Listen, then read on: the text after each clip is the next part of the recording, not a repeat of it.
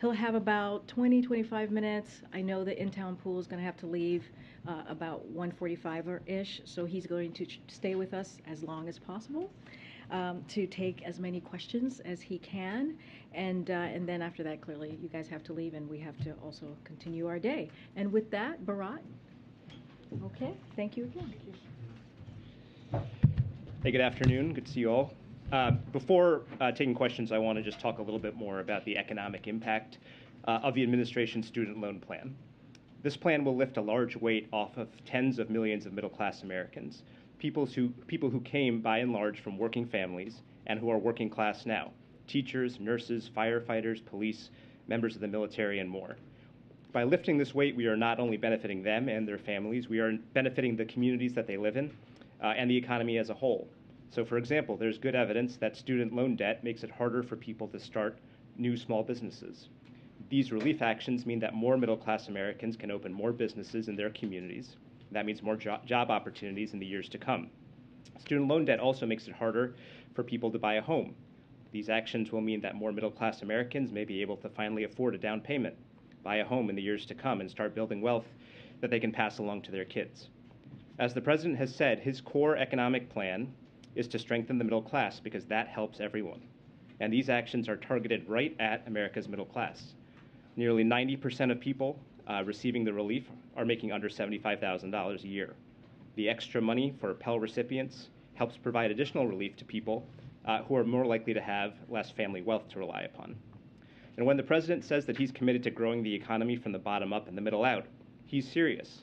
That's why over the course of the last year and a half, we've been able to provide support to small businesses, support to people facing the risk of eviction or foreclosure, to people at risk of going hungry, and more. It's why the president's infrastructure bill is focused on creating hundreds of thousands of good-paying jobs, nearly 90% of which won't require a college degree. And it's the reason why our economy has roared back, and the unemployment rate now stands at a historic low, even as the economies of other leading countries are faltering. So this plan is working, and the student loan relief is the next part in it.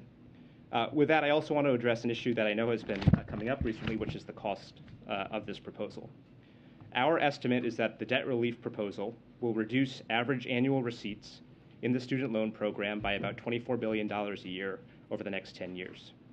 So the way to think about this is that because we are providing debt relief, reducing the outstanding balance for some people, eliminating it for other people, that means we are not going to be collecting a certain amount of payments that we otherwise would have been collecting, and that totals about $24 billion a year on average over the next 10 years. So let's put that $24 billion in context. That represents 1.5% of the deficit reduction that we are projecting for this fiscal year before the announcement. And it is far less than the $350 billion plus that we've already done in PPP loan forgiveness since last July. Now, consistent with long-standing budget practices and consistent with the comments that I made on Wednesday here, the official budgetary score will be produced by the Education Department and the Office of Management and Budget in the coming weeks, and actually the Office of Management and Budget is going to be putting out more detail on this process and how it's slightly different than the preliminary estimate that I provided later today. So with that, happy to take questions. Okay, all right, guys, we're going to take as many as possible. Morning. My first question is, thanks for the number. Why was this a number that we didn't have the past couple days? Yep. And then this modeling is based off of, you said 75% of people taking advantage of the program. If 25% of people aren't taking advantage of the program, do you consider that a flaw in the program? Would you consider the program a success of that number? If you can talk us through this. Sure. So look, we have to make an assumption about how many people take advantage of the program in order to provide this preliminary estimate.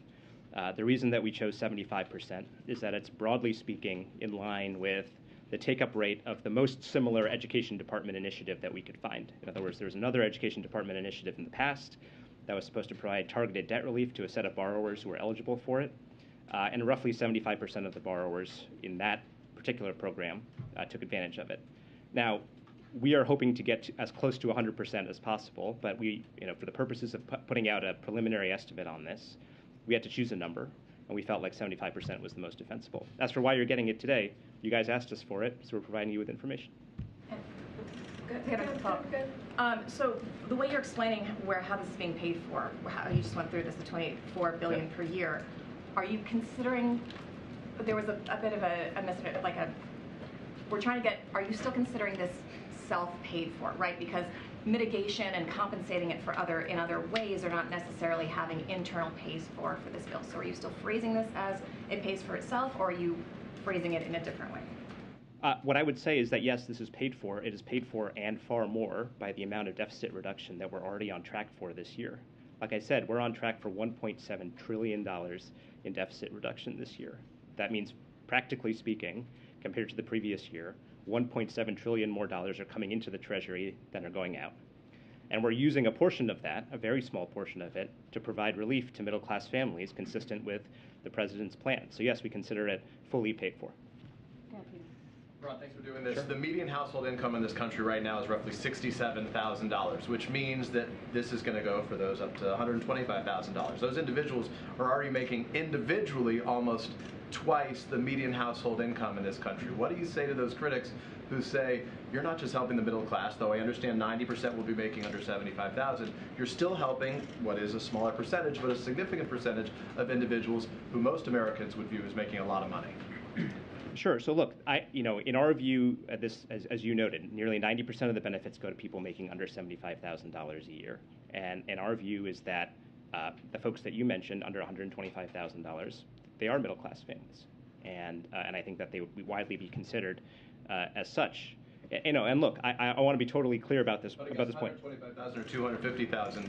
Would you view that as a middle-class family, Sure. A family that makes under $250,000? Absolutely. Look, the key cutoff here is that nobody in the top 5%, whether they're in an individual income or household income, is going to get a dollar. And look, it's extremely consistent with what the president has said on the tax side. Now, on the tax side, he said that nobody making under $400,000 a year should face a tax increase. So the economic story of this country over the last couple of decades, if we're going to look at it, is that there's been a relatively small sliver of folks who have done extremely well, the top 1%, top 5% or so.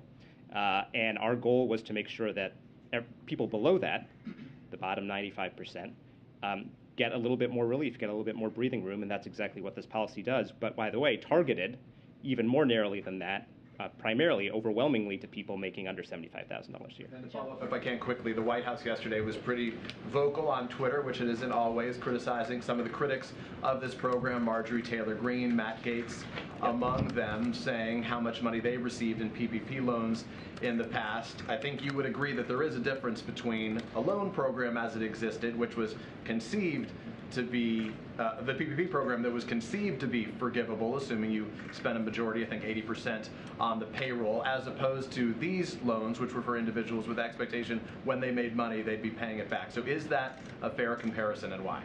Yeah, we absolutely think it's a fair comparison, and here's why. So, since last July, we have forgiven, under the statutory terms of the PPP program, more than $350 billion worth of loans. Right? Those are loans that the government has forgiven, turned into grants. And those are loans, by the way, of up to $10 million per business owner. Now, look, we believe that providing support to small businesses is the right thing to do. We didn't design PPP. Maybe we would have designed it a little bit differently if we were in charge. But broadly speaking, providing support to small business is a priority of the president. But look, has any Republican in the last year stood up and said, inflation is really high, you guys should stop providing this loan forgiveness to PPP recipients? You should slow it down. Or you should change the rules because it's unfair that these people should get up to $10 million in grants. No, in fact, it's the opposite. The pressure that we've gotten from Republicans on the Hill has consistently been do this faster, make it easier for people to get forgiveness. So our view is, why is there a double standard here? Why is it, from the perspective of Republicans, great to forgive a loan of up to $10 million to a business owner, but if we want to provide $10,000 or $20,000 in loan relief to a teacher or a bus driver or a nurse, all of a sudden it's socialism? That's what doesn't compute from our view. We don't think that that's consistent. Justin? Thanks. I was wondering if we could talk about the $24 billion number, because it's a little different. When you guys canceled the ITT or Corinthian, we were given a lump sum of the total amount. So I'm wondering if it is fair to extrapolate this to say that you believe $240 billion in loans will be canceled, or if not, what are the underlying assumptions that get us to the 24, right? Are you kind of cutting out are you assuming economic growth that will offset some of it? Are Yeah. you cutting out folks who would have defaulted on their loans but wouldn't repay? I think it doesn't include the other education department rules that would have been included. So can you just kind of get us to Sure. that number, and if there is a top line number? Yeah, so look, this is a cash flow estimate, which basically says, there's a subsection of borrowers who are going to get relief under this proposal. We estimate that 75% of them are going to take advantage of the relief that they are offered. And if that debt is canceled, that means that, if they were scheduled to make $400 worth of payments a year for the next 10 years, that cash flow is no longer going to come in to the government. It's that straightforward. Now, as the OMB item that's going to come out later is going to describe, there are some really key differences between what we are doing, which is a preliminary estimate, and the more complicated and frankly more precise score that is required by federal law. And to give you a few examples, number one, under federal law, to do a budget estimate of this, you have to take the net present value of all of the payments that are foregone.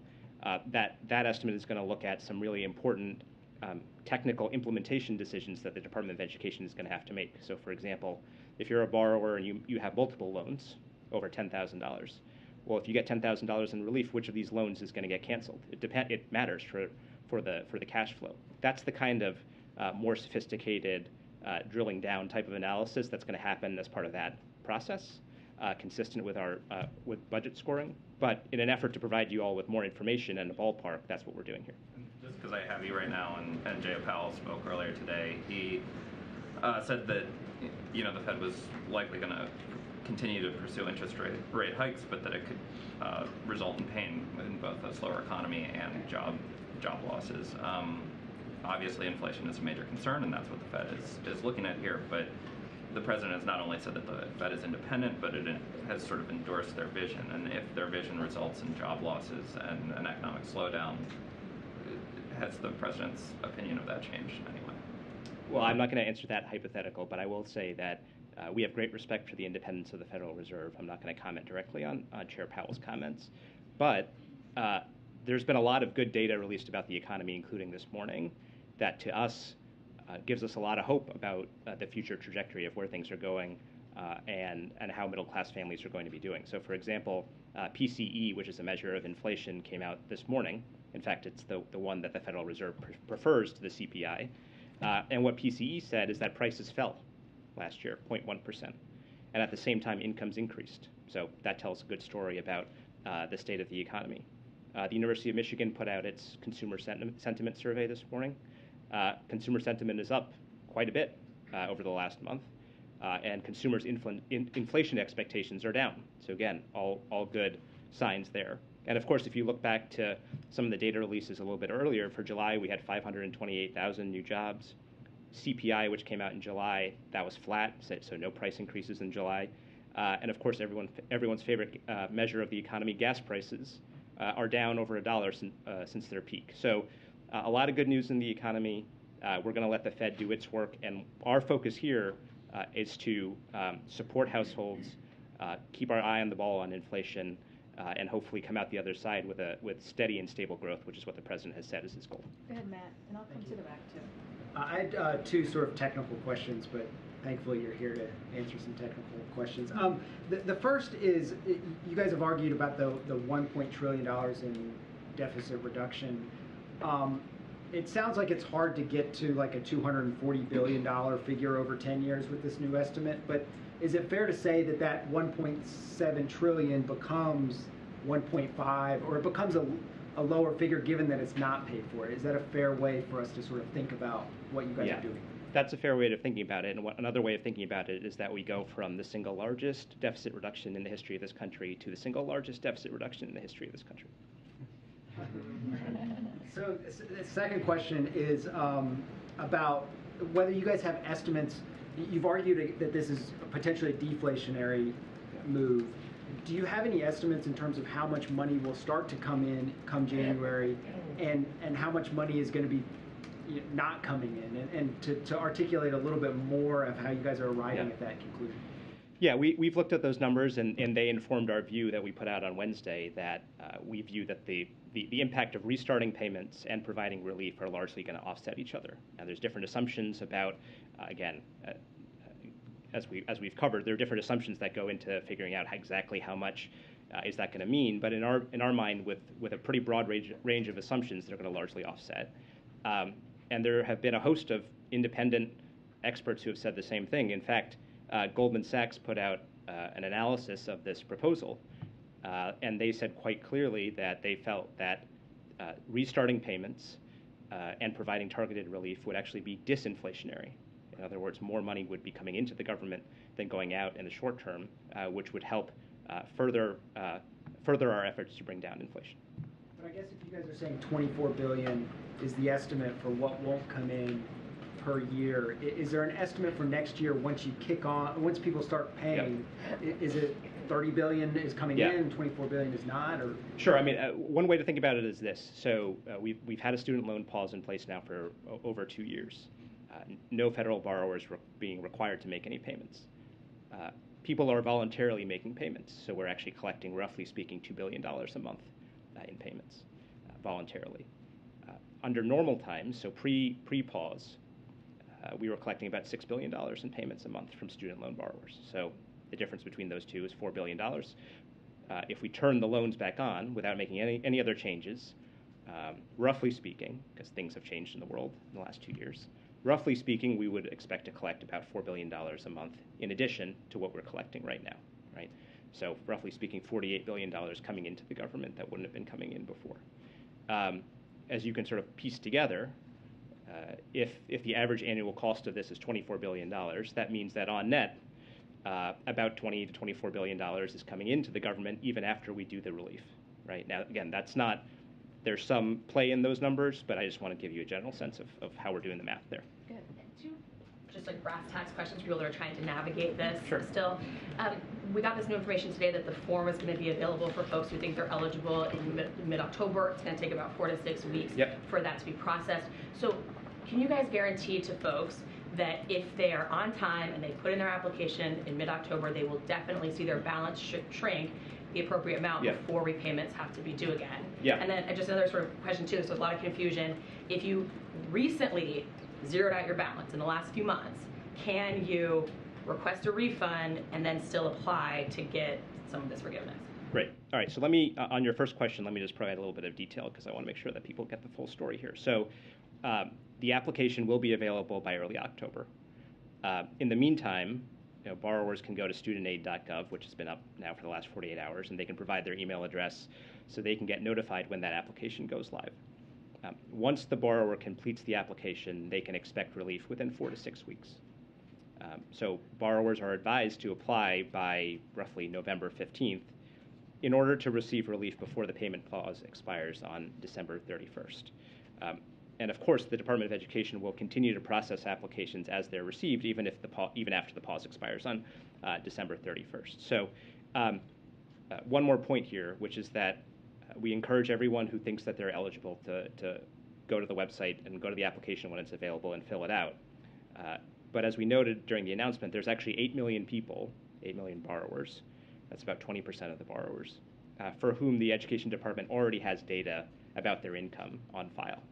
And if those people qualify based on the income on file, they'll actually get relief automatically. So I would refer you to the Education Department for any other questions about that. And your question about refunds, I would refer you to them. So if they apply right when the application's available, they should be good to go before December 31st. 4 to 6 weeks after they submit the application. So yes, in our view, if you submit by early to mid-November, you should get your relief before the restart happens at the end of December. Go ahead. Thanks. I wanted to ask for a second about the legal justification for this program.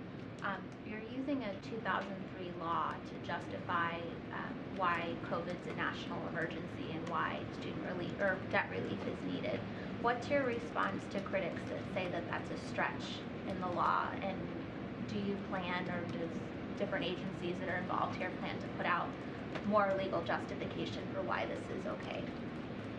Well, look, again, I'm not a lawyer, so I don't want to get into too much of the legal nitty-gritty here, but what I can tell you is that both the Department of Justice Office of Legal Counsel and the General Counsel's Office of the Department of Education have looked at the text of the statute and believe that the action that the Secretary took and that the administration took here is legally justified. There's more detail available in some of the memos that they've written, and I would recommend that you talk to them about it. But the president was clear from the beginning that he did not want to move forward on this unless it was clear that it was legally available to him. And one of the first things that he did when he came to office was ask for that legal opinion, and got the answer that yes, options were available to him that were legally permissible under that law. And it's worth noting, by the way, that law that you're talking about is the exact same legal authority that the Secretary of Education has been using since 2020 to impose a pause on student loan payments for 45 million borrowers. And that has not been challenged in court. It has not been found improper by a court.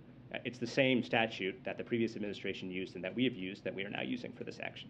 I also wanted to ask, you as an administration have taken existing statutes, and I don't know if stretch is the right word, but you did it with the eviction moratorium, you did it with vaccines, and we've seen courts push back. In this case, you have people who are really excited and really making plans with this money that they think they're going to save. And what's your response to them? Are you preparing for a legal challenge? What's your response when people are reading that there could be legal uncertainty to your position? Yeah. Well, look, what we can say is that we believe we're on strong legal ground in taking this action.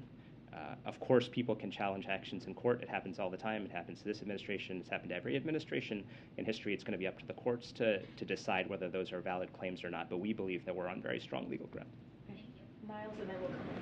If you follow up to that, if a judge somewhere were to attempt to put a stay on the implementation of the student debt relief, would the payments still resume in January? The other side of the coin. So if the student debt relief were to be stopped by a court, would the other side of it, the payments still resume? Yeah, I'm not in a position to answer that hypothetical right now, but it's a good question. Thank you. I wanted to just go back to your comparison between this and the PPP loans, Sure. because what Republicans and critics are saying is that there's a difference between those decisions being voted on by Congress and those loans that turned into grants being by and large for to cover businesses that were shut down by the government involuntarily because of a natural disaster versus students who willfully took out their loans and are now unable for whatever reason to repay them. There is a difference there. Well, I would say both actions are based on laws that Congress passed. We are implementing a law that Congress passed, actually a Republican Congress and Republican president in 2003, the HEROES Act. And again, that's the exact same legal authority that the previous administration used to put a pause on student loan payments.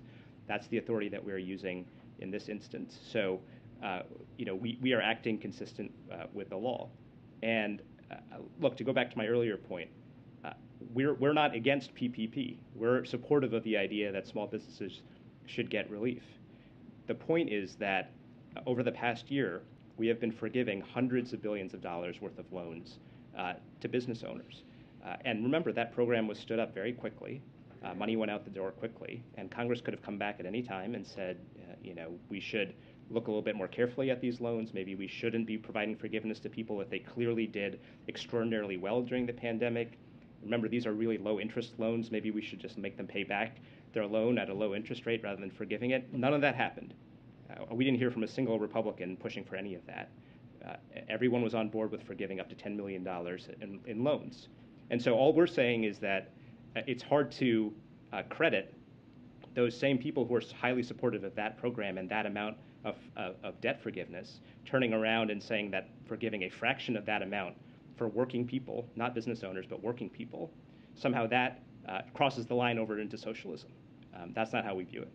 What's the difference, though, between, I guess, how are you justifying using a 2003 law that was designed to help military families for this purpose, where you're now helping bail out people who took out loans and cannot pay them?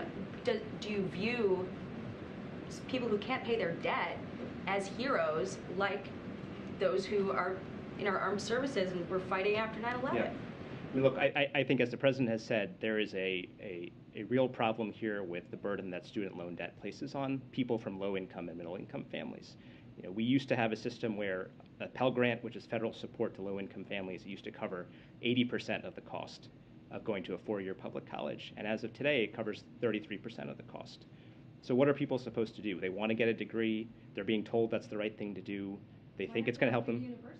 Why not build in something to make sure that borrowing moving forward is limited, or that universities don't just ratchet up the cost? Yeah, I'm glad that you brought that up because I want to address it. Remember, the president put out a three-part plan on this, and the third part of it was accountability for colleges. And it detailed a few things. Number one, unlike the previous administration, which loosened the reins on colleges and universities, rolled back rules that were intended to hold them accountable for raising costs, this president and this administration reinstituted an enforcement office at the Department of Education that goes after these types of colleges. It kicked out an accreditor, which is a private company that basically says that this institution, this college, is good enough, so they should get federal loans. This accreditor allowed colleges like ITT and Corinthian to get access to federal loans, and then those colleges defrauded people, defrauded students. So this administration responded by kicking that accreditor out of the program. They're not going to be able to accredit colleges anymore. And I would note that a central element of the president's community college plan was accountability, so that neither colleges or states that took that money could raise prices on students unfairly. So all of that said, I think that we believe that the department should have even more authority to go after bad actors and to hold colleges accountable, and we're eager to work with Congress to advance any proposals along those lines. I guess I wanted to ask, I know the president last month when he made remarks about the Inflation Reduction Act really highlighted the fact that it would reduce the deficit. And if a larger percentage of the student borrowers end up availing themselves of this program, it would cost $320 billion, right? If you had 100% uptake essentially over 10 years, and that's the goal. So, is there, I guess, can you acknowledge that some people would feel disappointed that this could basically wipe out the savings from that law? Yeah. No, I'm glad you asked about that, because I think that there's a nuance here that's important to understanding why that doesn't quite work. So when the budgetary score comes out for this proposal, like I talked about, we're going to get a little wonky for a second here. What it's going to do is say that all the loans that are being modified or eliminated here, we have to look over the lifetime of that loan and figure out how many dollars are we not collecting because of that modification. And so, as you know, many loans, the repayment lasts over 10 years. People are repaying for 20, 25 years in instances. So really that score is going to reflect the cost over a much longer time horizon than your standard 10-year budget window. As a result, in our view, the thing that we should compare that score to is not just the first 10 years of the Inflation Reduction Act, it's at least the first 2 decades of it, and maybe the lifetime impact of that. And if you look at outside analyses of the long-term impact of the Inflation Reduction Act, they find that it would reduce the deficit by $1 trillion over the next 2 decades. So in our view, that is the relevant point of comparison on that. MJ?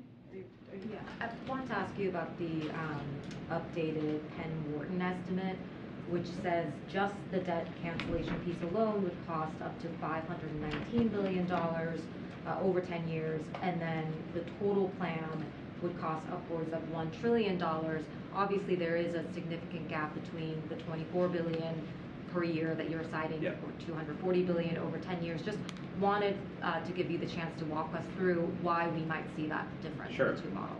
I know it just came out today, and I didn't have too much time to look carefully into it, but I got a chance to skim it. My view is that there's a couple of things. Right off the top, getting to that $1 trillion, they have a massive range on estimating the impact of our reforms to the income-based repayment plan.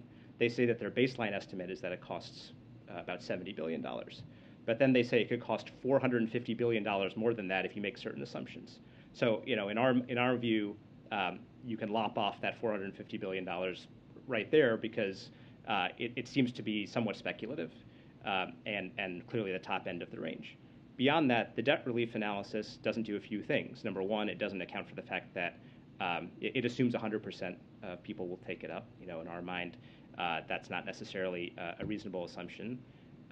And look, estimating the cost of forgiving certain debt is more complicated than just looking at the face value of the debt that's being canceled. So I gave the example, I was here last time, that let's say you cancel debt for somebody who's been in default for more than 7 years, and there's actually millions of borrowers in that position. If the face value of their debt is $10,000 and you cancel it, it's not reasonable to say that the cost of that is $10,000 because you were sitting here collecting $0 on that loan year after year after year. So some of those elements are also going to affect the score. So the education department has the best data on it. It has all of the data about who repays, what to expect about repayment horizons and payment rates, how this interacts with the existing income-based repayment program and all of that. So we feel confident in our numbers. Just one follow-up. Given that the upwards of $1 trillion that they are estimating, that obviously is a number that's a lot closer to the $1.7 trillion in deficit reduction that you all have been citing. So I'm just curious, was the total cost that this plan would amount to, was that a factor when the president and all of you were deciding what the total amount of forgiveness should be, or was the forgiveness amount, did you get there sort of regardless of the cost, and then you sort of figured out what the general cost would be after? Yeah, I want to make totally clear that we don't think that $1 trillion is anywhere in the ballpark of what this is going to cost. Number two, yes, the president was quite focused on what the, at least a good estimate of what the cost of this proposal was going to be. It was a big factor in his decision. He was looking into and thinking about how that would compare versus the deficit reduction that he had been able to secure over the last 2 years, frankly, of his presidency. Remember, in the first year of his presidency, he brought down the deficit by $350 billion. So it was a factor. We provided him with estimates along the lines of what we have provided you, and that did play a role in thinking through how to design the policy. Was there a percentage that he was determined not to cross? Not that I recall. Okay, just two more. For students who are about to take out new loans, what should the message to them be about whether their loans could be forgiven in the future? And does the White House have an obligation to emphasize that this could very well be a one-time thing so that they're not taking out additional loans? I would say two things. Number one, this is going to be a one-time thing in terms of the blanket relief. This is an authority that is conditional on an emergency, as I said, and the president believes that this relief is warranted in this instance. Coming out of the pandemic and as we transition back into repayment. It is not the kind of authority that you can use over and over again. But what I would say to that student is that these income-based repayment reforms that are also part of this proposal are designed to help people who go to school and then end up having lower income, middle income jobs going forward. Remember, we had some examples in the fact sheet that we put out alongside the proposal showing that, for example, somebody making $30,000 or $40,000 a year after they have some debt, the income-based repayment reforms represent a savings of $1,000, $1,500 a year or more, depending on their exact circumstances. So it was really important to the president that this package of proposals not just be relief for current borrowers, it's a reform to the system so that future borrowers also get more manageable debt loads going forward. Okay. I think the in-town pool has to gather, so folks need to go feel free. I'll stay a little bit longer. You're being very... I'll just ask my question. Many comparisons have been made from the American system to foreign governments, where higher education is government-funded, taxpayer-funded, at no cost to the student. Yep. How did foreign systems inform the decision for loan forgiveness? And is there any economic data we can glean from those countries that we might see as a result of the loan forgiveness decision? Yeah, as we've talked about, part of the reason that we're in this position, part of the reason why the cost of college, even after accounting for inflation, has tripled in the last 40 years, since 1980, part of it is that there has been a significant amount of disinvestment, especially at the state level. So states used to put more money into funding public education, public higher education in their states, and that helped keep tuition down, especially for in-state students. What we've seen in recent decades is pulling back on that, and basically shifting the burden onto students who come from lower income and middle income families. And as I noted, the federal government hasn't done enough to step in and fill that void, and the value of the Pell Grant has deteriorated from 80% to 33%. So, what the president has called for, as you know, is a series of increased federal investment that would make it easier for folks from lower income and middle income families to go to college, right? Doubling the Pell Grant. Right now, the Pell Grant's about $6,500 a year. He wants to double it to $13,000 a year. That represents a significant amount of relief for people from lower income, middle income families. And as I talked about, he's also pushing to make community college free. All right, I got to wrap it up. I'll stay a little longer for folks and take some questions. Thanks, everyone. Thank you so much. That was very helpful. Thank you. Good to have you. Okay, so I'll stay a little bit longer and take some questions for folks who are still here. Okay, just a topper for you, and this is something that Bharat already alluded to, talked about, which is the PCE. While there is more work to do to bring prices down, we received several pieces of encouraging economic news today from PCE. The new data on the personal consumption expenditures, what economists call, again, PCE, show that in July, incomes went up while prices went down. So based on this measure, inflation went down in July. This was largely driven by the fastest decline in gas prices in a decade. The national average is now down to $3.87 per gallon. The American people are starting to get some relief from high prices, and that's underscored by new data that shows consumer sentiment is up 13% since July. And 1 year expenditures of inflation dropped by nearly a half a percentage point. That's encouraging news as well. The president's #1 economic priority is lowering costs while sustaining our historic economic recovery. The recently signed CHIPS Act and Inflation Reduction Act will do just that. Once again, we have more work to do, as we have said over and over again. We continue to face real global challenges, and we are always careful to not read too much into any 1 month's data. But what we saw today is encouraging evidence that we are on the right course and we are making progress. Amr? Does the president believe it was appropriate for the former president to have classified information and unsecured in his home? So, as it relates to, and I understand why folks have an interest in this, we totally get that, but as it relates to any comments on anything related to this independent investigation, even any underlying materials, we feel that it is not appropriate for us to comment on this.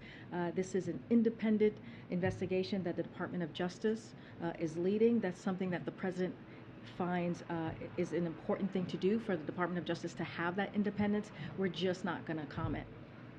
The president yesterday suggested that the Republican ideology is veering towards semi-fascism. Could you just clarify what exactly does the president mean by that? And secondly, the president also said he respects conservative Republicans, but he does not respect MAGA Republicans. More than 70 million Americans voted for Trump in 2020. Does he not respect those voters? No, I mean, that's not what he said.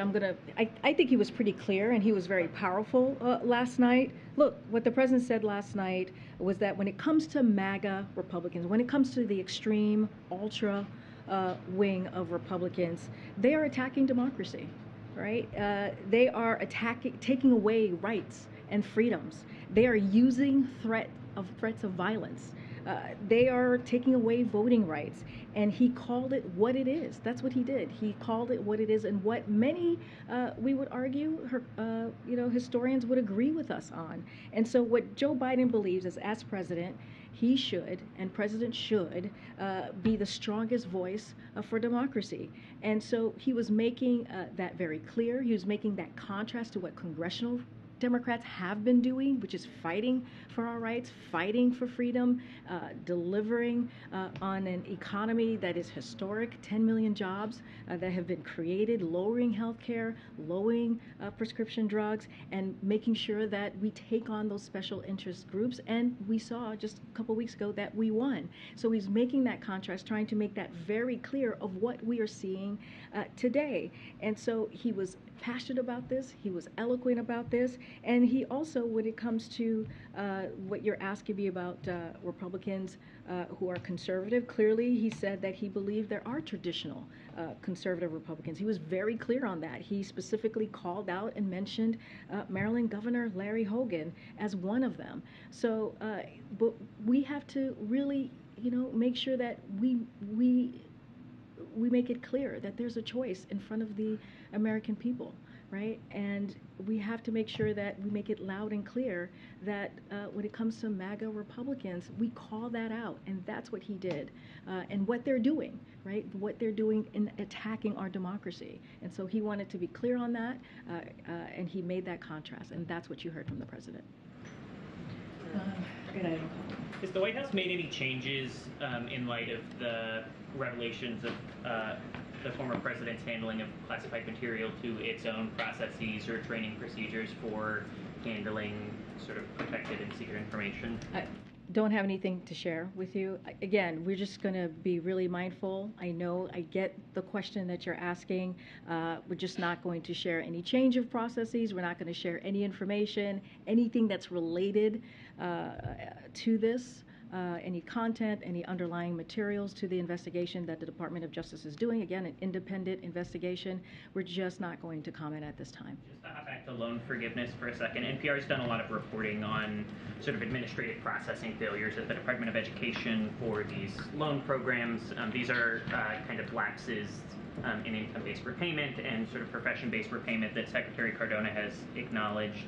Is the administration concerned at all about similar issues for the sort of coming loan forgiveness program, or ways that it might give up the leave borrowers in the lurch? So look, you just mentioned Secretary Cardona has been really clear about the previous loan forgiveness programs or other programs that have been before him and in his agency. Look, we take this very seriously. We believe that this is an important plan that's going to give relief, again, to up to 43 million Americans. It's a very targeted plan that's going to give relief to 90% of Americans that are making less than $75,000 a year. That is important. This is a campaign promise that the president made and kept, and he went beyond, not just to 10,000, but up to 20,000. So we're going to do everything that we can to make sure that that gets delivered. But of course, we're going to hear from folks and see if they'll take us up on it. Again, this is an important piece of important plan that is historic. We have not seen any president do this before, and we're going to do everything that we can. Of course, Secretary Cardona is going to do everything that they can with he can with his team to get this done. Go ahead, April. Karine, this Sunday will be the 59th anniversary of the March on Washington. And how is this White House, how is this president marking that moment, particularly as he decided to run for office because of the massacre in Charlottesville, as he walked in talking about equity and equality? So let me first say a couple of things, because it is an important day, and I want to give it the due as you're asking me this question. You're right. When the president and so many Americans saw what was happening not too long ago, back in 2017, just in August of 2017, and we saw what was happening in Charlottesville, that moved him. What we saw, the hatred that we saw there, that moved him, and that moved so many of us. And he actually wrote an op-ed talking about what he thought that meant for this country, and how sad and devastating it was to see that type of behavior, that type of hatred, and that type of sentiment that was very public, and also someone lost their life. So I want to make sure that we don't forget that day as well, or that weekend as well. And when the president came into office, he took that, talking about dealing with racial equity, he took he took that very seriously.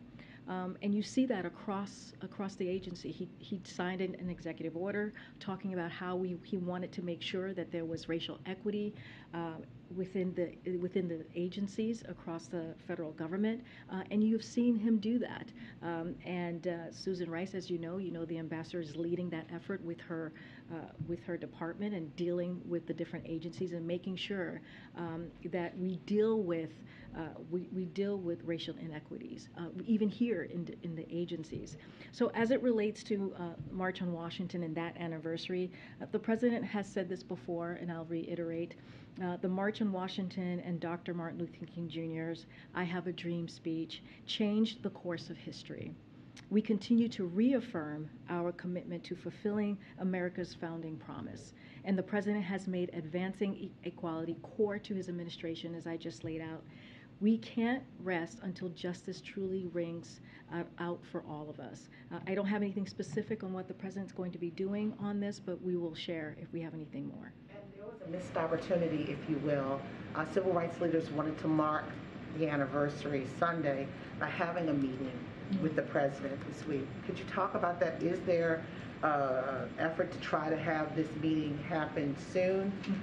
Was it a missed opportunity, etc.? So, I mean, I'll say this. I don't have a meeting to read out or speak to at this time, but you know, we have stayed in regular touch with civil rights leaders. You know this, April. I think you've reported on the many meetings that this administration has had with civil rights leaders. We are in close touch with them. The President has a very good relationships with many of those leaders, and so we find those relationships important, that we will continue to grow. Again, I don't have a meeting or anything to lay out, but again, we're in regular touch with members of that community. And lastly, is equity still one of the major one of the major pillars of this administration? Years in, is this still one of the fundamental pieces of this administration? Oh, it is. It is. I mean, I'll just remind you, when the President walked into this administration, I've said this many times before at the podium, he laid out the different crises that were before him. When he came in, racial equity was one of them, and saying that we needed to do everything that we can to deal with that crisis in a real way. And he has taken those actions, as the GRIO has reported on, as many of you in this room has reported on the steps that he has taken. But it doesn't stop with the executive order. It also is actions that we're going to continue to take within the White House as well. Thank you. Okay, I'm going to come back because I didn't take your question. In New York and D.C., mayors have said the federal government isn't doing enough to help with migrants who are being sent by bus to their cities. Does the administration have plans to do anything more on this? So the administration has been in regular touch with Mayor Bowser, clearly the mayor of D.C., and Mayor Adams, mayor of New York City, and FEMA regional administrators have been meeting with both mayors on site to coordinate available federal support from FEMA and other federal agencies. Funding is also available through FEMA's emergency food and shelter program to eligible local governments and non-for-profit organizations upon request to support humanitarian relief for migrants, as we have done many times in response to Governor Abbott's repeated attempts to create chaos. And really, to create chaos and confusion, that's what he's doing at the border, and costing his own constituents well over $1 million. So we will work to manage the consequences of this latest political charade that we see from the governor, and we do take this very seriously, and I continue going to work with Mayor Bowser and Mayor Adams. I will point you to a statement that FEMA put out earlier this week, laying out the steps that they have taken and what they're doing to provide assistance. Okay, I'm just going to call on folks I haven't called on. Sure. Thanks, Karine. Just to get something on record, does the White House have any response to the release of the search warrant affidavit for Mar-a-Lago? I'm just going to say what I just told this young man a few minutes ago. We understand the interest in this. We are not going to comment on any underlying materials, any content that is related to an ongoing investigation. This is an independent investigation, legal investigation that the Department of Justice has the independence to conduct, and we do not feel it is appropriate for us to comment. Real briefly on student loans, does the White House believe that federal student loans play any role in the increasing cost of college, since students are able to, take on more debt that they don't have to pay off right away? does that allow colleges to increase their costs maybe more than they might? You know, I've gotten this question in the past, well, not in the past, it's just been a couple of days of this week. And so one of the things, and I think Bharat talked about this a little bit because there's been questions about, is this going to raise the tuition by doing this from colleges? Look, this is something that the Secretary of Education, Secretary Cardona, he has said this in interviews that he'll be monitoring, keeping a close eye on. He will continue to take the steps to hold colleges accountable for raising costs without delivering additional value. So that's a big piece of what you were asking me, but already the administration has taken actions to accountable measures.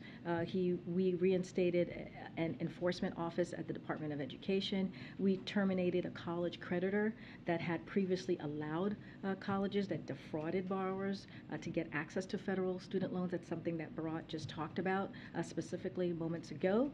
And we're rolling out new resources to help students make more informed decisions on which school will better deliver value for the cost. But, you know, once again, I just want to say this, you know, you have one thing that people are told, young people in particular are told, is that in order to have a you know, a good job or have a career, you got to go to college and get that education or continue that education. And there's some communities that need a little bit of help, and we should be providing that little bit of help. That's why we did a targeted, the president did a targeted, fiscally responsible approach in making sure that we give Americans a little bit more breathing room, middle-class Americans a little bit more breathing room. And when you do that, you know, they are going to have extra money to buy that house. They're going to have a little extra money to start that family. And so that is important as well, and that is something that the president is certainly committed to. Go ahead. Yeah, no, go ahead. I'll come around. Go ahead. I'm sorry, Sebastian. I was pointing to Sebastian, and then I'll come around. I knew there was people right behind you. It's so funny. I actually think when I'm pointing to someone specific, but from the other. I got it. I'm in there now. So two questions for Sure. On the semi-fascism comment. Yeah. Is this something we're going to hear more of? That phrase. Is it something the president's going to kind of embrace, or is there any sense that it was, you know, a little impromptu, and it's going to turn into a kind of basket of deplorables thing that he regrets and tries to be quiet about? Look, I was very clear when laying out and defining what you know, MAGA Republicans have done, and you look at the definition of fascism, and you think about what they're doing in attacking our democracy, what they're doing in taking away our freedoms, wanting to take away our rights, our voting rights. I mean, that is what that is. It is very clear, and that's why he made that that powerful speech that you heard from him last night. And he has not shied away from saying that. You have heard him maybe not use that specific word, but you have heard him certainly use that definition. And look, what we are putting before the American people is a choice, right? And it is clear, there's a clear contrast as what is happening on that side of the aisle and what's happening on our side with congressional Democrats and what we have been delivering for the American people. And we're going to continue to fight for freedom. We're going to continue to fight for people's rights. And that is not, that is something that he takes very seriously, and that's what you heard from him last night. Okay, and just quickly on the other side of the world, how confident is the administration that European allies are going to be able to weather the energy crisis that seems to be going into, and winter is obviously going to get worse. Finnish people are apparently not taking saunas already, but it's getting worse than that, not to make light of it. And politically, is a concern that this whole alliance over Ukraine is going to really start cracking when that bites. So, you know, just a couple of things, and I have a few things that I want to say because this is an important question. So, President Putin is weaponizing energy, right? You've heard us say that before, and that is exactly what is happening. This is why President Biden set up a task force with the EU back in March to work on ways to increase alternative sources of natural gas to Europe, including from the United States. We've made progress since March. Global LNG LNG exports to Europe has risen by 84% compared to 2021, while the U.S. share of those LNG exports have been nearly tripled. And so that's important to note. In fact, global LNG exports to Europe since March have increased by 20 billion cubic meters compared to last year, already exceeding the pledge President Biden made back in March to work with partners to ensure additional volumes for the EU market of at least 15 billion cubic meters this year. We know we have more work to do, and we'll keep looking for ways to increase gas stockpiles in Europe, coupled with efforts to reduce Europe's demand for natural gas through energy efficiency and clean energy deployment. The path to energy security requires a doubling down on our efforts to transition to a clean energy economy, and we continue to work with Europe on this shared goal. Look, what you have seen this past several months, more than 6 months, even before we saw the war in Ukraine, the unprovoked war by Russia, is a unified West. You see the NATO alliance the strongest than it's ever been. It is going to, looks like it's going to extend by 2, and that would not have happened if they weren't united, if we didn't see the leadership of this president. And so we believe that alliance, that partnership is going to continue. We are going to make sure that our partners in Ukraine has what they need to continue to fight for their freedom and fight for their sovereignty. Oh, we have to go? Okay, I'll take, go ahead, Brett. I was supposed to call on Brett. Go ahead. I know today marks the anniversary of the terrorist attack in Kabul and Afghanistan. I saw the president's statement this morning, but I was curious, has he reached out to any of the families of the victims of that attack, or does he have any plans to address the anniversary of the withdrawal at length to the American people? So the president put out a statement earlier today, and as you all probably saw, some of you probably saw the statement that was released. He named each of the 13 troops who were tragically killed on that day. The president feels deeply about the loss that was suffered 1 year ago. And as he said in that statement, he feels strongly that we owe their families support for the rest of their lives. That is something that he's committed to. We are never going to stop seeking justice for those who were involved in planning of that attack, or for terrorists who threaten our homeland on any other day. So no president feels more strongly about our troops and their families than this president. And he and the First Lady have taken action to support our service members and their families through joining forces and signing the historic burn pits legislation that, as you all know, expands benefits for veterans, and it was incredibly historical. Again, I point you to the statement. I don't have anything more to share. I will take one last question. Somebody haven't called on. Rob, I know you've been raising. Rob, go ahead. Okay, so on Afghanistan, just to follow up, what would you say to the father of a US Marine killed in the suicide attack last year, who thinks that taping a segment with Jay Leno this afternoon is insensitive and tone deaf? Again, this is something that's very personal to the president. It was a tragic killing on that day. 13 members were lost, as well as more than 170 lives of Afghan lives. So this is incredibly important day that he wants to make sure that he acknowledged, which is why he put out the statement. But he and the First Lady have not lost focus on those families or any of the families that have lost loved ones in this 20-year war, because remember, we were there for 2 decades and we lost a lot of lives. Through joining forces, as I just mentioned, in the burn pits legislation that the president just signed, that is important as well. That is the work that this president is committed to doing, and that is a big deal, an important thing for service members and their families.